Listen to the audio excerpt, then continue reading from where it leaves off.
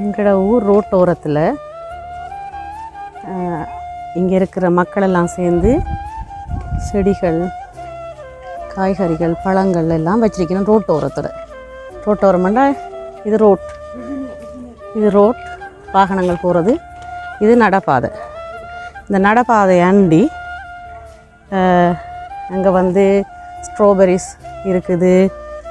இது வந்து பீன்ஸ் மரம், பீன்ஸ் செடி. இது அடுத்தது பூசணி பூத்துருக்குது. பீன்ஸ் பூத்துருக்கு நல்ல அழகாக, ஒரு நல்ல அழகான கலரில் இந்த பீன்ஸ் பூத்துருக்குது. அங்கே ஊரில் பூஞ்சி எண்டுவோம், வெளிநாட்டு பைத்தங்க பூத்துருக்குது.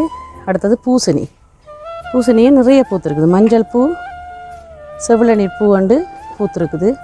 தக்காளி செடி எக்கச்சக்கமாக வச்சிருக்கணும். எக்கச்சக்கமான தக்காளி செடி. தக்காளி அப்படியே கொத்து கொத்தாக காய்ச்சிருக்குது. தக்காளி செடி அப்படி காய்ச்சிருக்குது கொத்து கொத்தா. அது மட்டும் இல்லை, இங்கால பூச்செடி இன்னும் வச்சிருக்கணும். இந்த ஸ்ட்ராபெரிஸ், இது இந்த வட்டையில் மாதிரி இருக்கிற ஸ்ட்ராபெரிஸ். மற்றதுகள இது எனக்கு தெரியாது. இதெல்லாம் பூஞ்செடி, தக்காளி. மற்றது இது வந்து பியர்ஸ் பழம், பஞ்சில் புவாரண்டுவோம். பியர்ஸ் பழம் அதுவும் காய்ச்சிருக்குது, நல்ல இதாக காய்ச்சிருக்குது. இது நான் நினைக்கிறேன் பீட்ரூட்டா அல்லது இதுக்கும் ஒரு வகை பூஞ்சியான்னு எனக்கு தெரியலை. இன்னும் நிறைய கண்டுகள் வச்சிருக்கணும். இது மக்கள் பறித்து சாப்பிட தான் வச்சிருக்கணும்.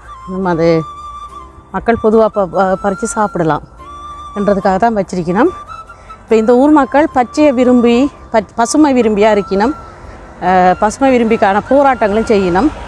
அதால் வந்து இந்த ஊர் கொஞ்சம் பசுமையாக இன்னும் அழகாக வந்தோண்டு இருக்குது.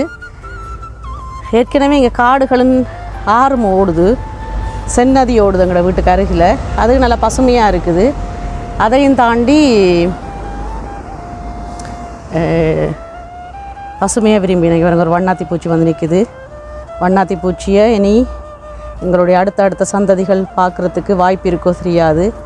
டைனோசர் ஒன்று இருந்துதாமன்றது மாதிரி தான் எத்தனையோ விலங்குகள், எத்தனையோ உயிரினங்களை நாங்கள் அழிச்சிட்டோம். மறுபடியும் இப்படியான பசுமை புரட்சி செய்தால் தான் இந்த உலகம் நல்ல நிலைக்கு வரும்.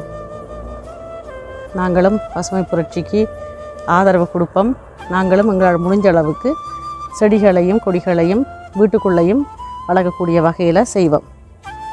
நன்றி.